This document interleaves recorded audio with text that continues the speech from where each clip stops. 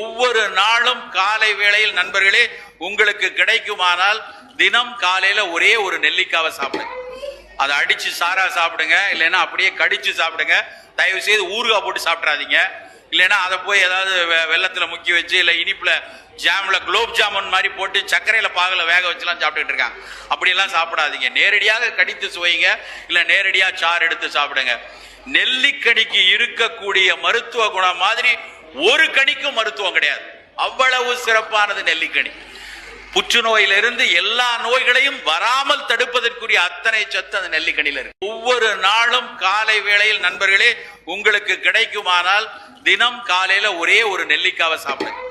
அதை அடிச்சு சாரா சாப்பிடுங்க, இல்லைன்னா அப்படியே கடிச்சு சாப்பிடுங்க. தயவு செய்து ஊறுகாய் போட்டு சாப்பிட்றாதீங்க.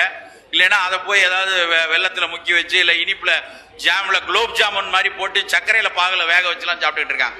அப்படியெல்லாம் சாப்பிடாதீங்க. நேரடியாக கடித்து சுவைங்க, இல்ல நேரடியா சாறு எடுத்து சாப்பிடுங்க. நெல்லிக்கனிக்கு இருக்கக்கூடிய மருத்துவ குணம் மாதிரி ஒரு கனிக்கும் மருத்துவம் கிடையாது. அவ்வளவு சிறப்பானது நெல்லிக்கனி. புற்றுநோயிலிருந்து எல்லா நோய்களையும் வராமல் தடுப்பதற்குரிய அத்தனை சத்து அந்த நெல்லிக்கனில இருக்கு.